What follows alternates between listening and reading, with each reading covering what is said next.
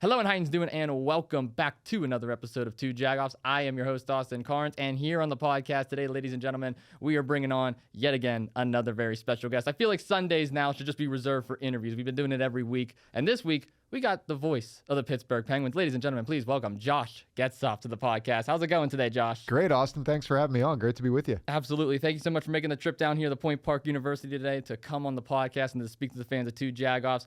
Not the most ideal season, I would say, for the Pittsburgh Penguins, but certainly you've been a part of them for a while. You've called some great games, and I want to get to know you a little bit in your career a little bit. So where did this, love for broadcasting begin? Like, where did your journey initially start? It's a good question, and yeah, thanks again for having me. It's great to be here. I think that when I look at my career and I look at the trajectory, I always say this to anybody who's interested in breaking into the broadcast field is I'm not necessarily the one to follow because I have not been a linear line to where I am right now. But I've always been interested in what I'm doing, and I've always had the goal to do what I'm doing. It just hasn't been the direct path that a lot of other play-by-play guys in the NHL maybe have followed. For me, I played hockey pretty competitively and at some pretty high levels growing up. But it was really around, I was young enough to realize around like 12, 13. I don't know if you remember former Penguin Eric Tangradi. Name rings a bell, yeah. But he and I grew up together. We played on some teams together. When Eric was getting calls to play on the select teams in the summer and I wasn't, I kind of realized, okay, maybe I'm not going to play in the NHL. Maybe I won't even get to play at a high level of college or junior, which is what I always kind of thought would happen. And I pivoted and said, well, how can I be involved in sports without being on the actual playing surface, whether it's the baseball field, basketball court, hockey rink, what have you. And to me, it was broadcasting. And I was obsessed with the newspaper, which I know has become not as prevalent in today's society, but every morning it was the sports page, front to back, read all the scores, checked all the standings. That's what I did every single day. And that kind of started to build my love for just sports media in general. I was fortunate enough in high school that myself and two of my best friends, who have now ironically both gone on to broadcasting careers, created our broadcast club at my high school, Upper Dublin High School, which is just outside of Philadelphia. And we were there all the time doing any kinds of high school sports, you name it, field hockey, basketball, baseball, volleyball, football, lacrosse. It didn't matter. We were there. We were covering it. We built up a pretty good group of kids that would do a lot of games. That kind of started to really get the light bulb going in my head. Okay, this is something I really want to do. So that's how it all began for me. My path's kind of gone in a bit of different ways since then. A couple stops, Elmira, New York, after I went to school at Ithaca College, and then Champaign, Illinois, and then here to Pittsburgh in 2015, and been here ever since. And you mentioned that you went to Ithaca College. Does Ithaca College have like a sports communications or a sports broadcast program? Because here at Point Park University, our school, I guess it's mostly known for their sports communications, their sports broadcasting program. I mean, you name it, like the Greg Browns of the world came here from Point Park University. What did going to college really teach you going into this next level? Yeah, it's funny you ask because Ithaca does have the similar kind of reputation. It's the Roy H. Park School of Communications. Same thing. Like people think of that. They think of Ithaca College. They know that there's a pretty good base there. It's actually kind of cool. There's 4 play-by-play guys in the National Hockey League from Ithaca right now. Wow. Myself, Brendan Burke, who does a lot of national games, but also with the New York Islanders. Nick Nixon, who's retiring, but the LA Kings. And then Jack Michaels, who's with the Edmonton Oilers. And also from Meadville, Pennsylvania. So we have a pretty cool, in that sense, for being a smaller school, a pretty cool grasp on NHL and hockey broadcasting. But for me, I always say, I grew up outside of Philly. Don't hold it against me. It's where I'm from. But that's where I grew up, but I really became what I am right now when I went to Ithaca. I learned a lot of stuff as to just how to handle myself on my own. You're not with your parents, you're not living in your own house. You got to sustain life when you're in an apartment and with some buddies and doing that. I met who is now my wife when I was at Ithaca. And also I really was able to burn the fire even more so for broadcasting and get involved in a lot of different groups on campus, as I'm sure you guys have here at Point Park. Pretty much from day one, it was any and every opportunity that was handed to me, I was able to jump on it. So that really got the wheels going for me, and I don't really think I've looked back since. Talk to me about your entry level going into this field. Sports broadcasting, sports communications, it's a very competitive business. There's a lot of people that want the position, but there's obviously limited ones. And especially in the National Hockey League, a little over 30 teams in the league. Pittsburgh Penguins, Philadelphia Flyers, only 2 in the state of PA. Tell me about how you initially got started in that career. What was your foot in the door? Yeah, it was really just cold calls and cold emails, really, because I was working in Illinois, and I was working in Champaign I was actually on TV before I came to Pittsburgh in 2 separate markets, and I was a sports anchor reporter. But I got to cover all different kinds of sports. My main focus was the University of Illinois Fighting Illini and Big Ten sports. So pretty high level collegiate athletics, but not professional. And I would dip my toes into the Chicago waters every now and then because we weren't too far away. I covered the Hawks winning the Stanley Cup in 2013 and 15, covered the Cubs' rise. I left prior to them winning the World Series in 2016, but I was there for some of the beginnings of the Chris Bryants, the Anthony Rizzos, those kind of guys kind of coalescing together there, and seeing that transform. And obviously, like I said, I covered the Fighting Illini men's basketball team, football team, travel with them to a lot of different places too. So I think that kind of was what I was doing to hone my broadcasting. But in the meantime, I was doing mock play-by-play reels. I was watching games in stands for the University of Illinois club hockey, for the Springfield Junior Thunderbirds, who play out in the, I believe, the NAHL now, right in Springfield, Illinois. I was calling games off the monitor of the Blackhawks to try to build tape and build the ability to show that I could call hockey. And what I would do is I would take my work on TV and my play-by-play chart clips that I had made and send it off to East Coast League teams, American Hockey League teams, NHL teams, and basically be like, this is where I want to be. What can I do to get better? And some teams would respond and some teams wouldn't. But what it really came down to is when the Penguins opened up a position for a pre- and post-game host to do some reporting on Penn's TV in 2015. That was on Teamwork Online, which I highly recommend checking out. It's great for sports jobs. I applied on that, went to the Penguins website, looked up maybe who I thought would be people worth connecting with on that front, reached out to all of them individually, and that kind of got everything in motion. And there were interviews from there, and then obviously the job offer didn't come too far after. That's amazing. And you talk about all this different sports that you covered at Illinois. Obviously, in the sports field, you can't just be limited to one sport. You can't just be limited to one field. You got to kind of be open to doing a little bit of everything. Was hockey, I guess, your true calling? Is that mainly what you wanted to call, or were you pretty much open to calling anything? Yeah, well, I will say that hockey is definitely number one for me. It's always been my favorite sport. It's been my biggest passion. I can never get enough of it, as my wife is probably tired of, because all I do is watch the playoffs now at all hours of the night when we're home. And I'm watching the World Championships now. I actually just got back from calling the U18 Men's World Championships down in Texas. So as much as I can get, I eat it up. And then I think, for me, the next favorite sport has always been football. I've never actually had the opportunity outside of college to call football, but that would be something that I would really love to do as well. But if you're asking me, you got to pick one lane, it's hockey. But I agree with what you said. It's tough to pick one lane in today's sports environment because I think the more multifaceted you are from a broadcast perspective or even just a journalistic perspective, the more opportunities that are afforded to you.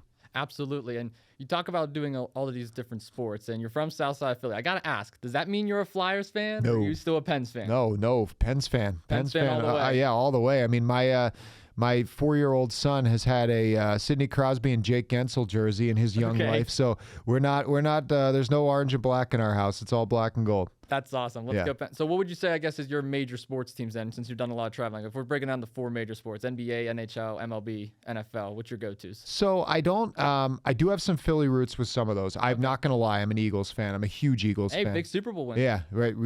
That was a memorable season. I mean, it was great to spank the Chiefs after a couple of years ago too. I'm sure the rest of the league like that too, whether you like Philly or not. But that's my number one team. I love the Eagles. I would say a casual baseball fan. To me, it's just a long season to watch every single game. And with that, I'm more just kind of bouncing it out. This is not going to play well in Pittsburgh, and I'm not about to say the Phillies. I do cheer for them because I'm from there, but one of my best friends, as I mentioned, is now the play-by-play for the Chicago Cubs. Alex Cohen's been doing some work for them. He was just here a week and a half ago with them.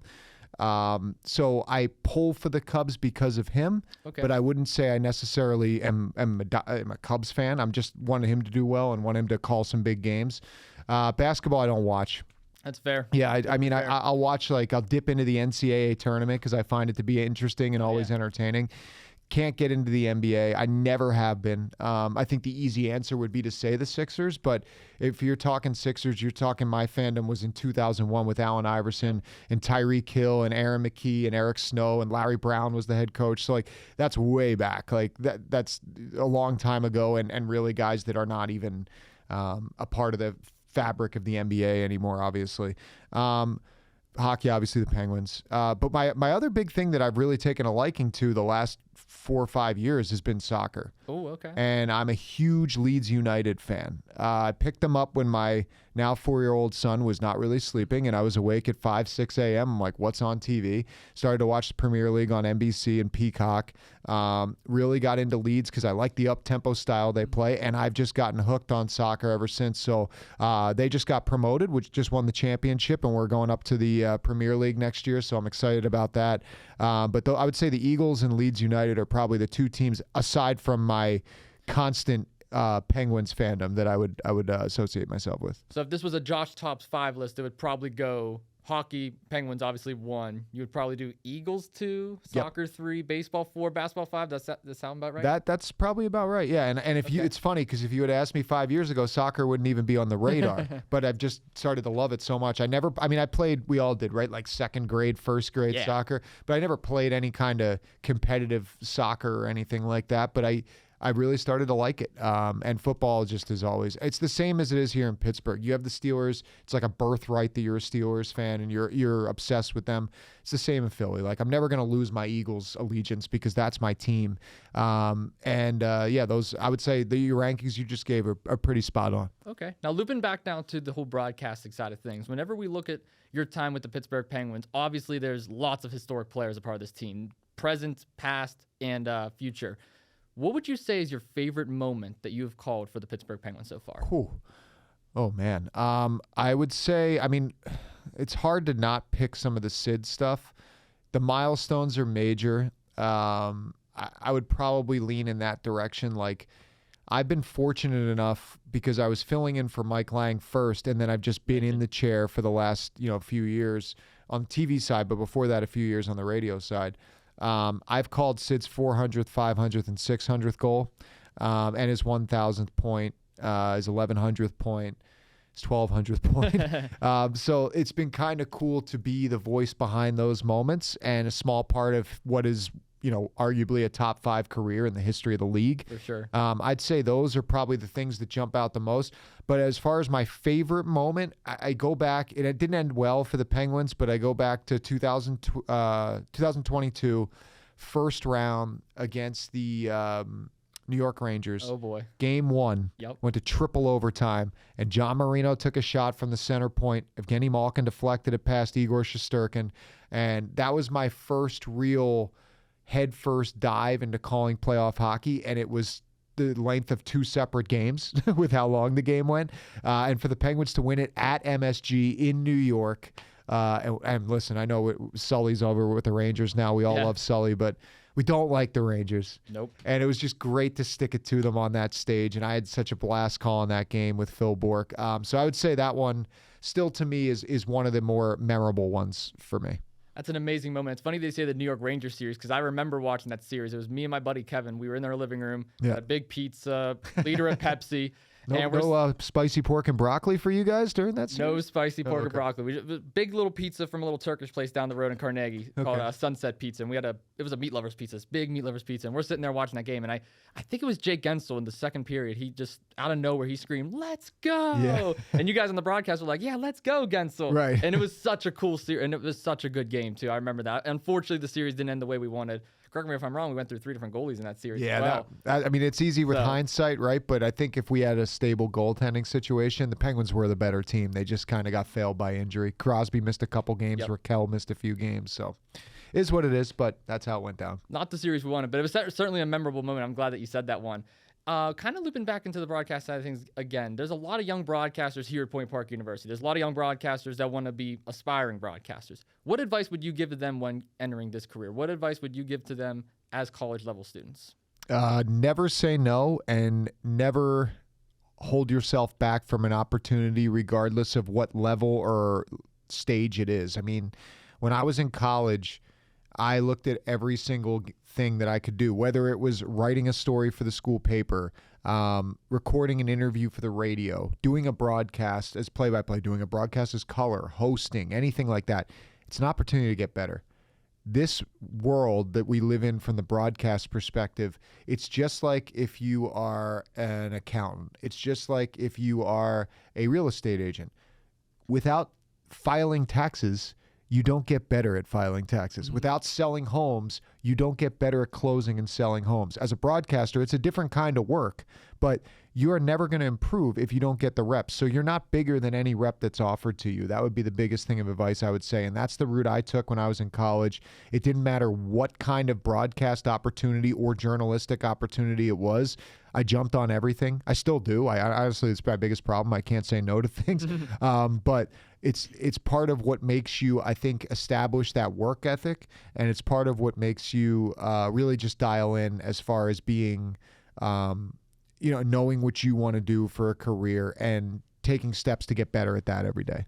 Of course, and whenever we look at broadcasting like as an overall whole, obviously we mentioned earlier, it's a very competitive business, very competitive market to get into. And I see so many people here at Point Park, they have such amazing talent. And the best part that separates the best from the ones that just want to do it is the ones that do a little bit of everything, the ones that do writing for the newspaper, the ones that are doing on-camera appearances, play-by-play in color. And as someone who's had the opportunity to do a little bit of all that stuff, it just really shows the connections you can make. I mean, I'm sitting right next to you here at Point Park University. Greg Brown's going to be coming on in a couple of weeks. We have a lot of different stuff going on here at Point Park, and it's so cool to see how down to earth everybody is in the broadcasting field. Would you say you agree with that everybody seems so down to earth and so connected, and it's such a small world? I agree. And I think part of that is it's a humbling profession, right? Yeah. Like, everyone knows how hard you have to work to get to a position. Very few people get in a spot before they've put in their time or before they've, logged that kind of road, regardless of whatever roadmap it is, but that road to get to their desired position.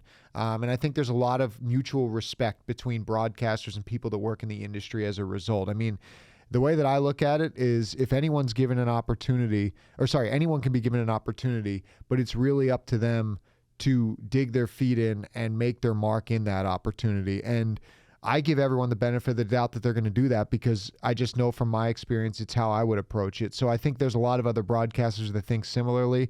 And also, like, let's be honest, like it's an industry where I think more so than other industries, and again, I'm only speaking personally here, you want to see other people succeed. Like, you want people that I just mentioned my friend with the Cubs. Like, would I care about the Cubs at all if he was involved there? No. But I want the Cubs to do well because of that. And he's still a Flyers fan, but he wants the Penguins to do well. Oh boy, maybe we should not root for the Cubs then if he's a Flyers fan. He's got a weird I have a weird one too, but he's got a weird coalesced angle there. But he's like, I want the Penguins to do well because that gives you opportunity. And I think that's kind of how things go. When you're in this world, you root for people, and then those teams that they're a part of start to become something you have an interest in. Of course. Random question. Walk me through your day-to-day life as a sports broadcaster. I find it interesting because we've had Bill Hillgrove on in the past. We've had Rob King on in the past. And their day-to-day life going into, let's just say, more of game day. What's it like waking up in the morning for you, getting the PPG Paints Arena, preparing yourself for a Penguins game? Could be a playoff game, could be a regular season game. What's that process like for Josh? Well, it's funny you say that. Could be a playoff, it could be regular season, because I try to take the approach that I want to do the same thing every time. I'm very routine oriented, but I wouldn't say it's too like OCD or anything crazy like that. Penguins skate generally at 10:30 for a home game. They're up in Cranberry for those skates now as of this season. So a lot of times I take care of family stuff in the morning. I'm up there sometime between 9:30 and 10. I like to get set up ahead of time, start to prepare my boards from what I haven't done already. I have templates that I built out for every team in the NHL. And a lot of it requires just updating stats game to game, any kind of notes that I pick up from talking to players or coaches. But I like to have a lot of that built before the Penguins get on the ice at 10:30. The downside to them being up in Cranberry is it has changed my routine a little bit because I don't get to see the visitors. They're down in Pittsburgh, and the drive between the two skates, it's not possible to get down there. So my routine changed a bit this year in the sense that I spend a lot more time up in Cranberry than hanging out at PPG, as was the case the 9 previous seasons for games. But in a normal situation, let's say if both teams are in the arena, you finish up with the Penguins, you would hear their head coach, whoever that may be, and you get a little bit of conversation with them after they're finished, usually like 2 to 3 minutes about anything you want to ask about the game that night or particular players. It's all off the record stuff, but it helps us to prepare. And then you move on to the visiting team, watch their skate, talk to their other broadcasters because no one knows the team better than those guys who are around them every day. They give you little nuggets. You give them little nuggets. And then I'll come home usually sometime between 12:30, and do prep. I generally would say I'm prepping for a given game anywhere from 3 to 3.5 hours. Oh, wow. I like to, it's actually kind of cool on game days at PPG. Most times in the afternoon, there's a skate where a staff can skate and play a pickup game. So I try to play in that, mainly for exercise, but also just because it's a nice way to break up the monotony of the day or just like the flow of the day. So that's usually from 1 to 2. Then I work for another hour or so after that. Grab like a late lunch. I don't like to eat much before the game. I like to eat after the game. Always have a cup of coffee before the game. And then that's pretty much it. I'll get to the booth around 5, do my last kind of preparational stuff. Our producer will pipe in around 5:30. Myself and the color will go over, the elements in the broadcast, anything we have sponsored that night. Then we record our Rivers Casino tips to win every night. Okay. And then that's pretty much it as far as the pregame prep. Penguins come on the ice for warm-up around 6:25-ish. We do our pregame hit with the studio around 6:20-ish. So we do that, watch warm-up. After warm-up, we rehearse the open. Then at 7 o'clock on the dot, we come on live, do the game, do a hit for Channel 11 after the game that we have a partnership with them. So we do a little recap, and then come home. So it's a long day, but it really doesn't feel long when you're in the midst of it and just going through because it's all fun. Like it's just great experience, great people, and I enjoy it. It's all that you love as well. I mean, exactly. If you love what you're doing, it doesn't feel like work. Right. Which is amazing. That's part of the reason why I want to get in this career because I love sports. I want to indulge in it. I want to absorb it like a sponge. And if you're able to do that and you're able to actually work that, it doesn't feel like work. It just feels like another day. Yeah, it does. And it's the people that you're with make a big impact on that too. They're great people at Sportsnet Pittsburgh that I get lucky enough to work with. But you're right. At the core, we have such a unique opportunity that we're not behind a desk. Mm-hmm. It's not a 9 to 5. You're in a people position where you're interacting, whether you're talking to the camera or talking to somebody. Yep. You're doing that. Even in radio, whether you're talking to somebody or just talking into the air for the broadcast, like that's a unique world that we live in, and I think it's fun to embrace it every day.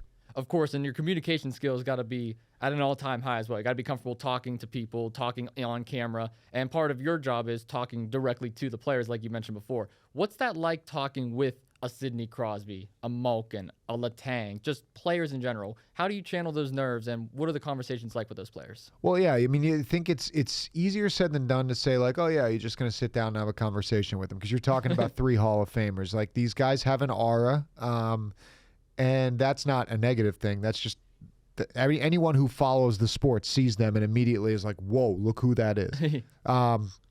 You have to kind of check that in your head when you have a conversation with them because I think they can always tell when the person they're talking to is a little bit rattled or a little bit uncomfortable. So I try, Mike Lang always told me, make them laugh. It's the first thing you do. So you try to come in with anything that'll make them, even if they're not really feeling it, give them a little smirk before you start talking to them a little bit. I do that with every player. I don't do that just with those 3, but Sid obviously is the most available, I would say, like from a media perspective. He sits in his stall. He loves to just talk the game and very open if you have questions about something you saw in the last game because his memory is like insane with how he sees things on the ice. And Malkin and Letang are great too when they're available. So I just try to keep that in mind. Like you look at it at the end of the day, you're just having a conversation about hockey with this person, and you have to remember that they live and breathe this game too. Like they're when you get them going, they're very into it. They're very much wanting to talk about it, but it is easy to look at them for who they are and kind of get tripped up. But I feel like I have good relationships with all 3, and that's kind of the approach I just take with players in general. What's the go-to joke? What's the go-to punchline? Well, Sid and I get our hair cut by the same barber, so I always give him a little stick tap on his hair is looking immaculate when we talk, even if he's just gotten off the ice and he has a hat on, which doesn't make sense. But yeah, that's something that we have in common there. And then Gino, it's anything I can think of off the top of my head. Chris Letang, not always as receptive to a joke, but he can still make yourself kind of feel like a fool in a way that makes him laugh. So those three, that's pretty much the route. But like I said, that's the route I go with most guys, unless it's something I need real quick. I'll let them know, like, hey, real quick, just a quick question for you. Just curious about X, Y, and Z. And that's the one thing about hockey players. Like I said, I've worked in every sport. Not saying the other sports guys are rude, but they sometimes can be not interested or a little bit short. Hockey players, whatever it is about them, they always give you the time of day. And I can't thank them enough for that, because it makes our jobs a heck of a lot easier as far as explaining what's going on within the team. So the rumor must be true then that hockey players are the most down to earth compared to other major sport players. Yeah, for sure. And I think, listen, I mean, a lot of them are Canadian farm boys, right? So like they're pretty humble, or even guys that, had to work their way up the ranks. It's not a sport where anybody got there just on skill. Like, you have to be a hard worker. You have to be dialed 24/7, especially now with how the league is. The younger and younger kids coming in that are built like men and really good players. I think it's been fun to watch the league evolve, but the players have stayed the same from like a personality perspective. They're pretty easy to engage with. Speaking of the Pens, I think it's finally time now we talk about the Pittsburgh Penguins. You've had the pleasure of calling loads of Penguins games, of course, this entire past season. Walk me through what it's been like calling this team specifically, because as we mentioned before, they have a Sidney Crosby, they have a Letang, they have a Malkin, and it's not exactly the result that fans are wanting. In your eyes, as someone who's right there calling the game on play-by-play, what exactly are you seeing? What is wrong with the Pittsburgh Penguins right now? Well, I think it's weird. It's a weird situation, Austin, because like the Penguins coming into this year, and I had this conversation with Phil Bourque many times this past offseason, and this for the record last year too. I like the moves that Kyle Dubas made. Like, you go back 2 years ago, nobody was upset about Erik Karlsson coming here 2 years ago. He just had a 100-point season, won the Norris Trophy. People were like, oh my God, this is a great move. And you subtracted the contracts of Mikhail Granlund and Jan Ruda and all that stuff. Didn't work out. Hasn't, I should say. Lars Eller, I actually thought was a good fit, but didn't really make sense with where the Penguins were at. Riley Smith, disaster. Didn't work. It was not a great fit. The idea, though, to get a scoring winger for a third-round pick, I liked it when it happened. But I think it's fair to say that Kyle's taken some swings and he's missed. Ryan Graves probably being the biggest, or maybe Tristan Jarry.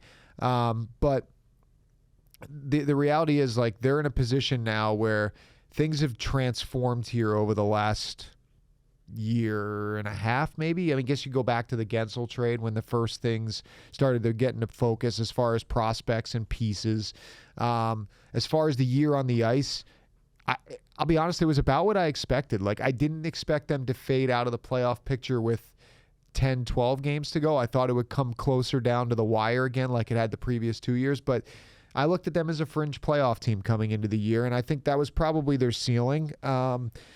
It's ironic that last year, the thing that did them in was the power play. Like, they're in the playoffs if they had the power play they had this year last year.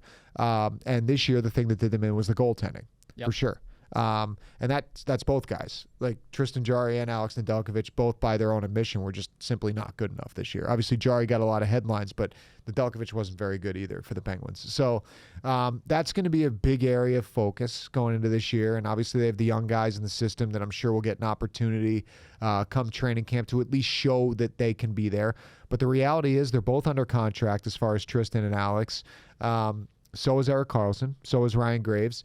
So this is probably the group, unless Kyle Dubas can swing some moves, and he's got a lot of draft picks to entice teams to take contracts, that you're going to be going to work with. So I do think that when I say that, it seems kind of bleak. But, man, if we weren't impressed by Ville Koivunen down the stretch, Rutger McGroarty looked like he took massive steps from the guy he was when we saw him in October to the guy he was when we saw him in March and April. Unfortunate that he had the injury, but you'd think he'd be good to go for training camp. I'm looking forward to seeing Tristan Brose possibly get some reps. He had a great year for Wilkes-Barre Scranton. Unfortunately, got mono in the middle of the year, and anybody who's had that knows with a contact sport like hockey, good luck getting on the ice in a timely fashion because your spleen is very much at risk when you have mono, and any contact, it could rupture, and it's a whole different ball game. So he's another guy that I'll be looking forward to seeing get an opportunity, hopefully this year. But I'm just curious to see how they handle this offseason. I mean, they have some young pieces. They also have some guys that I'm sure they'd love to move away if they could. But, the reality is this is probably another year where you try to find your way back into the pack by doing so with guys that maybe don't break the bank in free agency, but are names that can make an impact and maybe fill some gaps. And I think Kyle does have a plan, and I think it's a very detailed one. And I'm excited to see how it plays out, but I definitely don't think it's just going to be drop the puck opening night this year and this team will have been a 180 turnaround to be right into a contender mode. Like, it's a process.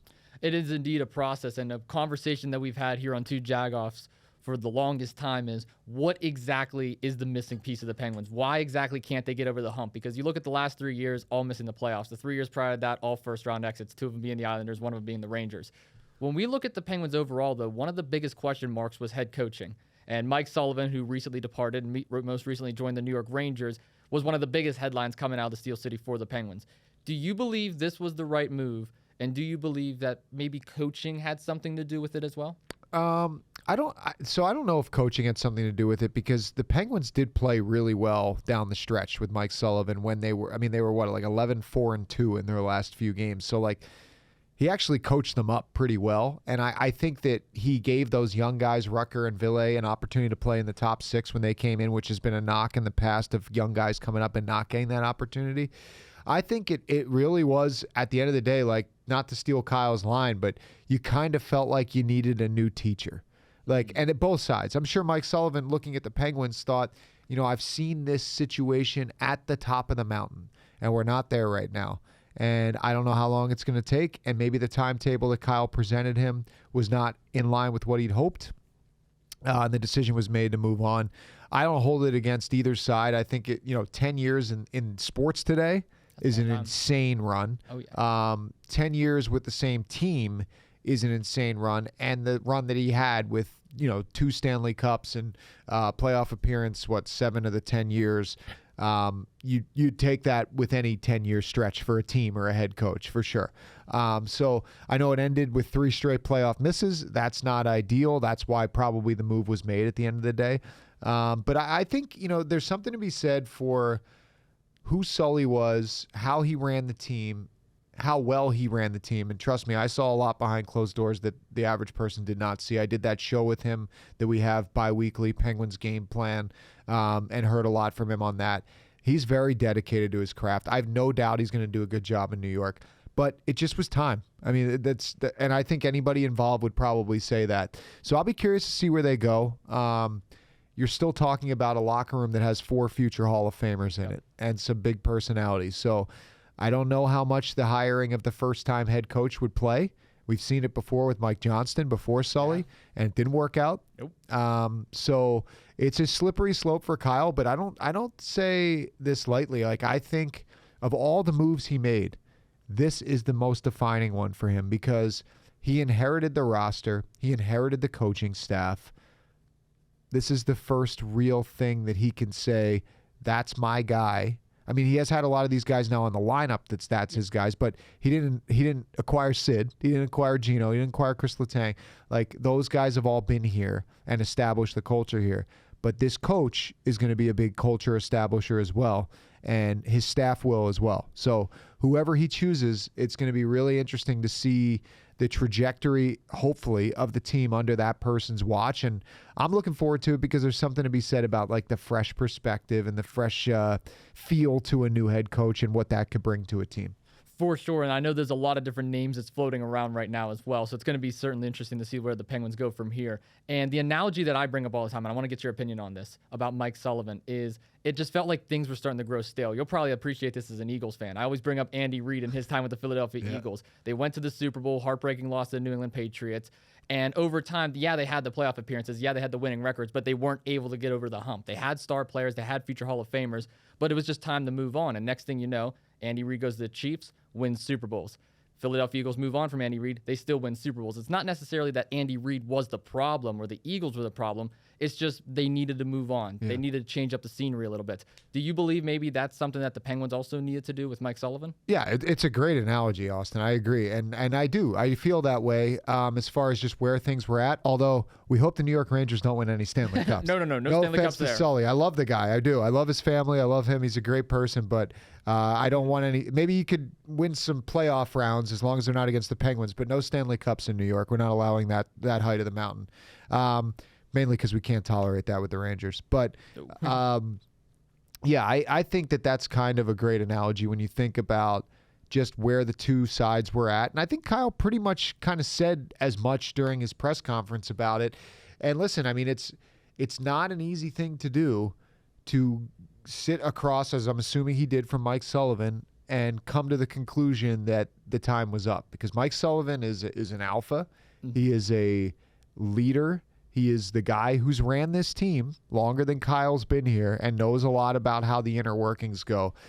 So that was a big move. I mean, no hyperbolic need for any kind of description there. Like, that was a major, massive move by this team. And like I said, I'm curious to see where they go for the coaching. I do trust Kyle that it's going to take a little bit. Like, I think we're sitting here, like in early May.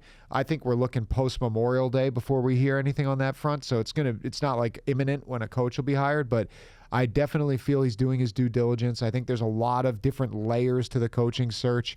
And you have to trust that whoever he feels, looking at what his plan is, whoever he hires, he feels is the best person to guide this team on that plan. So give him an opportunity to do so here come the fall. Of course, and bringing in a new coach as well could be bringing in a new system, which is certainly something the Penguins should be looking forward to. When we're looking at the team, though, as an overall whole, we talked about defense earlier. We talked about goaltending earlier. What would you say their biggest piece that they need to fill is going into next season? Is it goaltending, or would you look somewhere else? I would say it's twofold. So goaltending for sure, because unless you're saying to me and you and anybody else who's going into next year that Tristan Jarry is going to be way better, like not little better, not somewhat better, way better and way more consistent, then you have to figure something out there. I think Alex Nedeljkovic is a solid backup, playing like 20, 25, even 30 games a year.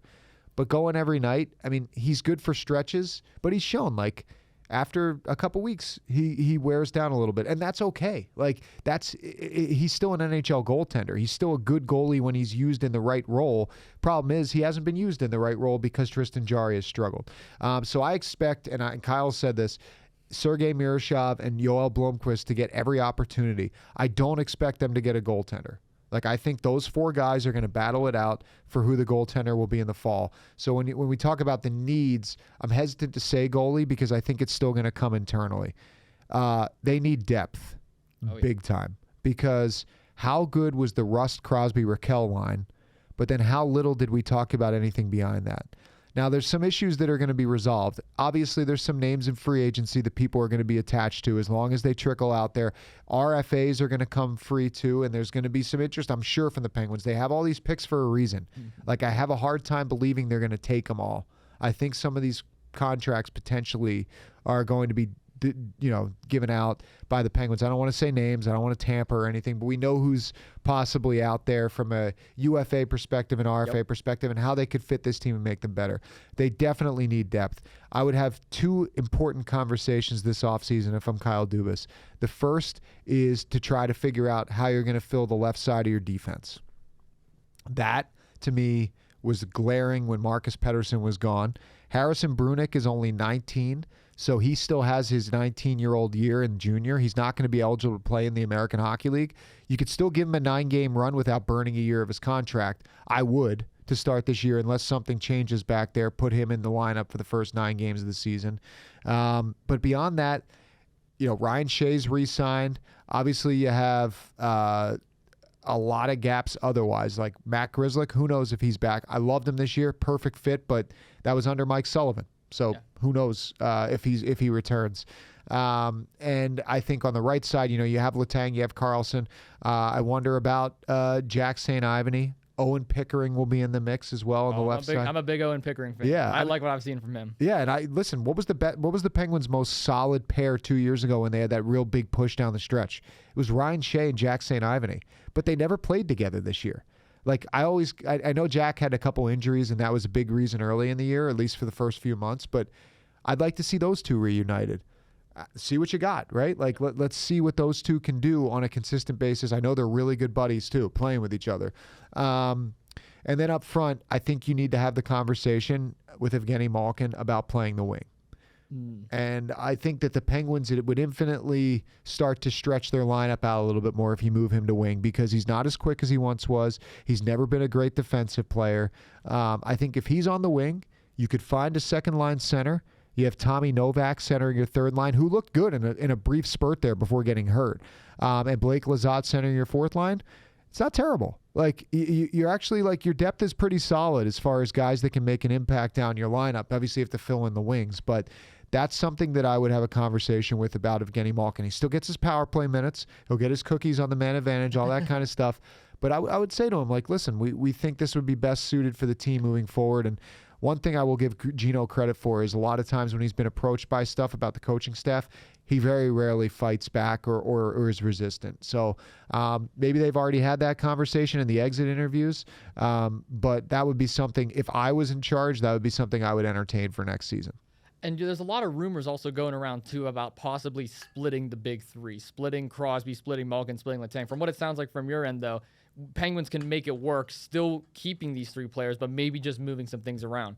Do you think it is time to split the big three, or do you think the Pens can still work with them? I think they can still work with them, but it's all about what the situation is, right? Like, so if a team comes calling and is willing to take on the rest of a contract of Chris Letang, Evgeny Malkin's on his last year, so to me it just doesn't seem likely he's going anywhere. But if someone was willing to take on the contract Chris Letang, I think Kyle Dubas would be well within his rights to have a conversation about it, right? Like, that's exactly what he's trying to do right now. He's trying to get rid of some contracts and bring in youth and all that kind of stuff. So if that were to be something that was breached to him, I'm sure you'd have that conversation. That conversation would also have to extend to Sidney Crosby, because he's seen a lot of things subtracted around him, and he just signed with you for that generous deal again. You got to give him reason to make sure that he thinks he made the right move signing that 2-year extension, which kicks in next year. So I think, listen, I'm not going to sit here and say I know anything about those three guys as far as the future.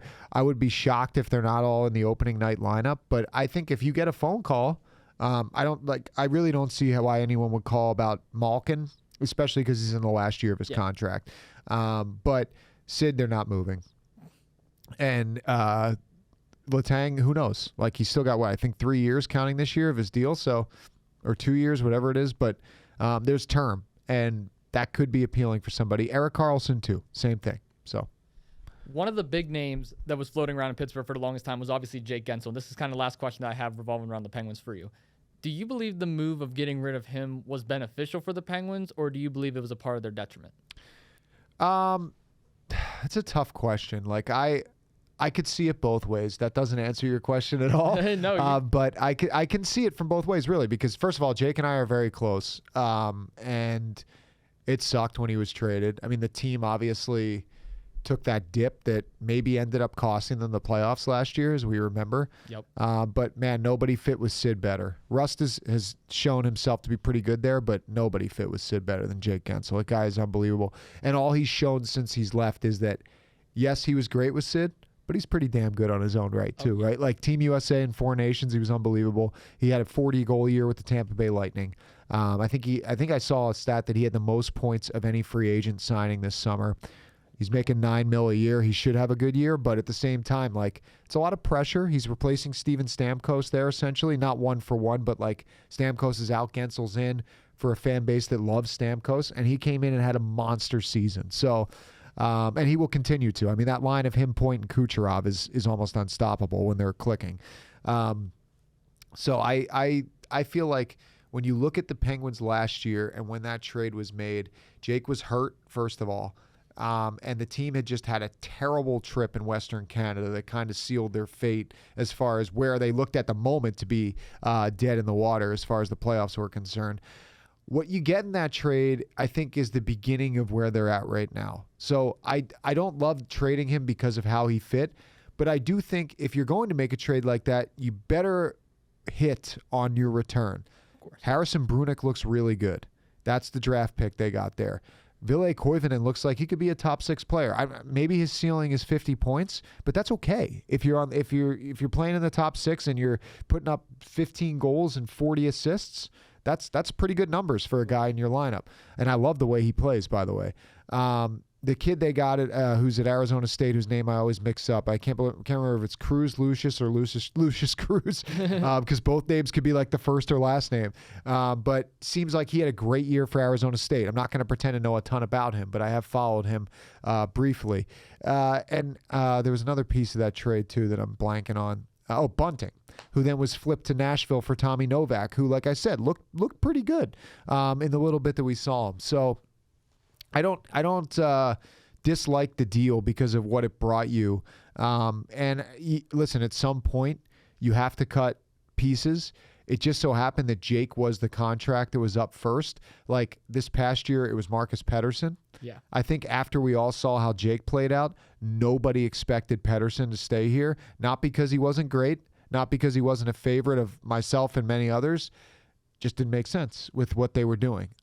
So those are the kind of deals that now start to, turn some other things around. Like look at that trade with Pettersson, not to change the subject, but you get a first-round pick. Like it's either going to be back-to-back first-rounders this year, or you're going to have 2 firsts in the Gavin McKenna draft next year. So, for no disrespect to Marcus Pettersson and Drew O'Connor, but for a first-round pick that's at the worst-case scenario going to be somewhere in the mid-20s next year, best case going to be the 12th overall pick this year. That's pretty good business when you're moving away key players in your lineup. For sure. And I know Jake Gensel was certainly going to be missed as well, and I feel like a lot of people, they looked at Bunting as the replacement for Gensel, and then they turn around and get rid of Bunting again. So a lot of people are now saying, oh my goodness, we got rid of Gensel for nothing. But you really got to look at the overall perspective here on, look at all these picks you're bringing in. Look at what happened with the Pettersson trade, like you just mentioned. Honestly, this is more beneficial for the Penguins' long-term future, especially now with the new head coach. Well, I know a lot of people tire of us saying on the broadcast and stuff, they have 2 firsts this year or next year, 3 seconds this year, 2 seconds next year, 3 third, but that stuff matters because of 2 reasons. One, as Kyle has said many times, it's draft capital. It's not necessarily draft picks. It's capital. There's a lot of teams like the Tampa Bay Lightning, for example, who don't have a lot of picks. If you're trying to make a trade to get a piece from a team like that, or looking around at other teams in the league that maybe don't have a first or a second, you're able to get something of value because you have that to give them.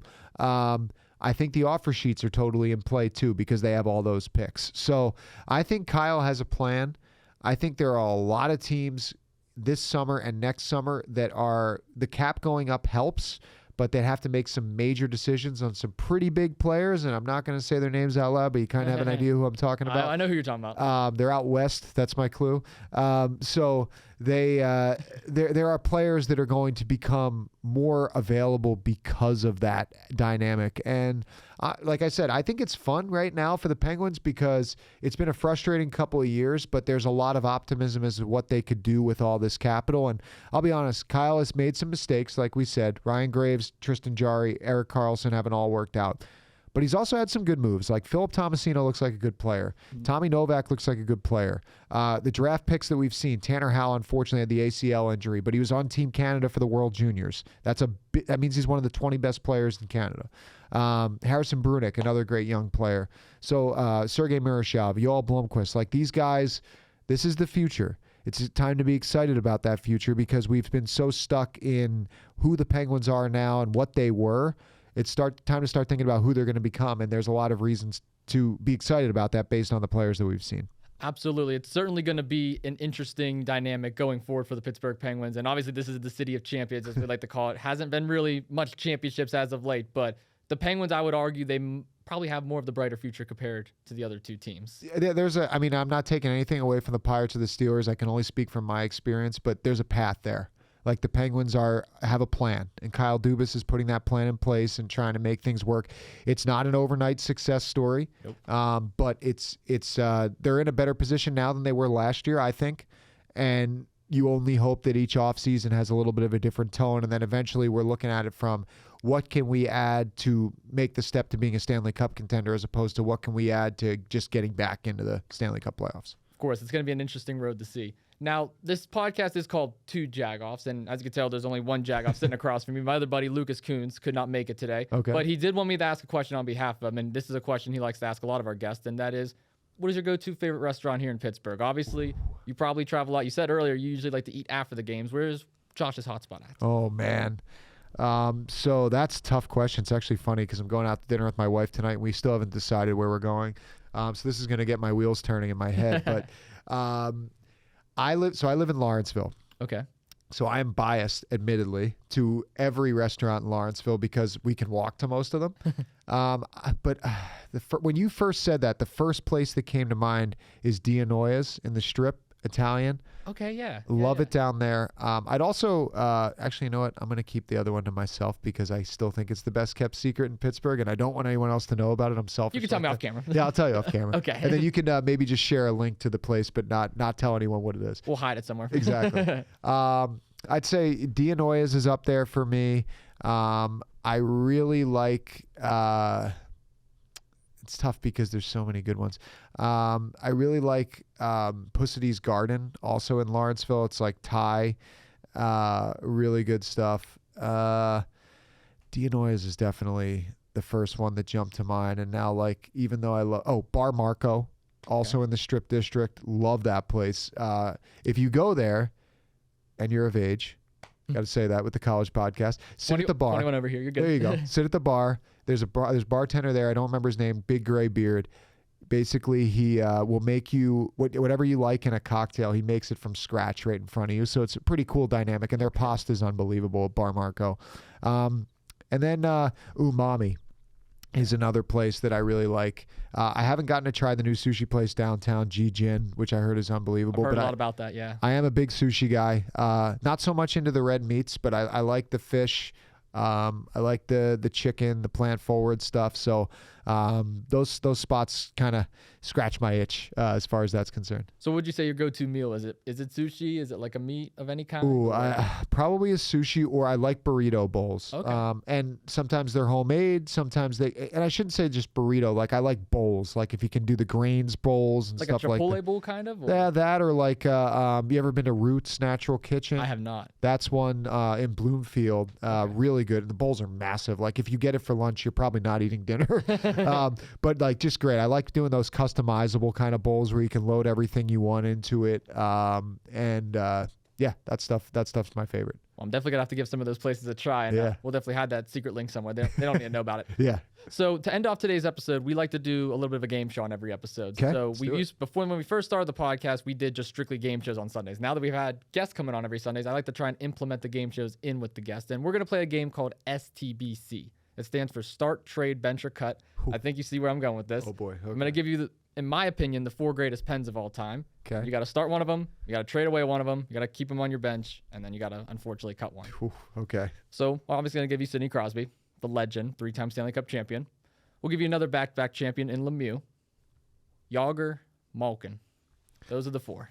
Start, trade, bench, or cut? Start, trade, bench, or cut. Whoa. Only 2 of them are remaining on your team. One of them's not even playing. One of them's just coming off. Holy moly.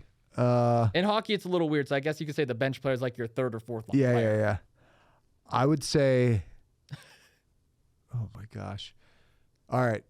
Don't hate me, Gino. I'd trade Gino of the 4. I would... well, there goes Gino. Start 66. Oh, okay. What was it? Start, trade, bench, or cut. So you got bench and cut left. Oh, God. You can play around with it however you want. Yeah, I can't. Man, I mean, I'm obviously Sid is being benched then. Just basically because down the middle, Mario and Sid back to back is lethal. I don't think any team in the history of the NHL would be able to handle that. So I guess I'm cutting Jaromir Jagr. Don't, you know what? No, I'm reversing. I'm going to cut Gino and I'm going to trade Jagr because, let's be honest, it's already happened. It has. And the way I look at it is like when you're trading a player, you got to look at like value. Like which player is going to bring you more value. I think Jagr, no offense to Gino, he would bring a little more value than Gino. Especially in his heyday. Like, yeah, so I'm probably starting Mario, sitting Sid, trading Jagr, and cutting Gino. So of those four. I'm assuming with that scenario, that means you believe Lemieux is the better all-time Pens player compared to Crosby with that analogy? Or as of now, I always base it off the fact that the numbers never lie. And right now, he's the greatest scoring Penguin of all time. Sid's in his sights, though. Like, this season, it's on the table. I think he needs, like, 45 points. Like, it's probably going to happen as long as he stays healthy, knock on wood. Yeah. So, knock on all the wood we can. Yeah, then I'm changing my tone. But right now, and I was fortunate enough that when I was younger, I got to see Mario quite a bit. But I know this current 20-year-old generation didn't get to see him live a ton. But he was unbelievable. Like the way that he played, the way that he transformed the game. He had some crappy health luck, unfortunately, but man, just an incredible player. So yeah, I still can't put anyone in front of him. Would you say like the 3 cups versus the 2 cups have anything to do with it either? Or from a Penguins dynasty perspective, yes, and that's why I'm hesitant to put Sid ahead of him because Sid's story's not done yet, right? That's true. So he's still at the minimum got 2 more years on this contract. He'll theoretically be the all-time leading scorer. He'll have the most cups won. And that's what I mean. Like, if we revisit this conversation in a couple of years, maybe I'm changing my tone. Okay. But right now, as it stands here in May of 2025, Mario Lemieux, to me, is still my starter. It's like the whole Mahomes-Brady debate. Like, Mahomes is on pace to get there, but he's not quite there yet, so you really can't put him above it. And Brady, I mean, his career is all said and done. Mahomes is still in motion. So right. And listen, like Patrick Mahomes is unbelievable. Like as much as I was happy to stick it to the Chiefs this year, he's the one who scared me the most that entire game. Even when they were up 28-0, I'm like, this guy can make something happen because I saw it in the previous Super Bowl 2 years prior when the Eagles were up 10 at half and he just turned it on in the second half and they won. So, yeah, he's unbelievable. But I'm with you. I think until anyone even comes in the same like 1 to 2 Super Bowl range of Tom Brady, the conversation doesn't matter. He's the best. Nah, he's the best. And I'm actually in a Kansas City Chiefs household. My dad, big time. I'm not a Chiefs fan though. I'm an Arizona Cardinals fan. Oh, wow. Okay. All right. And I'll tell you why in a sec, but my dad's a Chiefs fan. Our whole kitchen, it's literally just Kansas City colors. There's Chiefs logos, pictures, memorabilia everywhere. He's been a Chiefs fan because he played for the Bridgeville Indians back in high school. And they have a similar logo to the Chiefs. So he was a fan ever since he was a little kid just because of the logo. All right, that's cool. My reason why I'm a Cardinals fan is Larry Fitzgerald. He went to Pitt. I'm a big Pitt guy. So when I started seeing Larry in the pros, I was like, okay, that's my team right there. And then I've had to suffer ever since. So watching the Pens, Pirates, Cardinals, and I'm also a Milwaukee Bucks fan over the last 4 years, it's been awful. I'm not going to lie. It has been awful to be a sports fan. Yeah, you need some positivity in there. So hopefully one of these teams can give it to you. We'll see what happens. Praying for the Pens. Yeah, me too. Praying for the Pens. Bucks are already eliminated, so they're screwed. And then Pitt. Oh, my goodness. Don't even get me started on Pitt. It's all over the place there. But Josh, I really do appreciate you so much for coming on the podcast today. It means the absolute world. Did you want to leave any final words with our audience today before we end off today's episode? I mean, I would just say, like, as I said earlier, this industry can be tough. It can be unforgiving. It can be hard. There are a lot of days where you question whether or not you're going to get an opportunity. But I would say, like, at the end of the day, it's really up to you to put your best foot forward, to continue working, to keep your head down amidst adversity. And like I said, take every opportunity that's given to you because you really, truly never know, 1, who's listening, 2, who's watching, and 3, where it may lead you. So those are the big things I would say. That's great advice. Thank you again so much for coming on. I truly appreciate it. And thank you all so much for tuning into another episode of 2 Jagoffs. Stay tuned this Thursday where we'll have a brand new episode out on all platforms. Until next time, we will see you in the next one. Peace.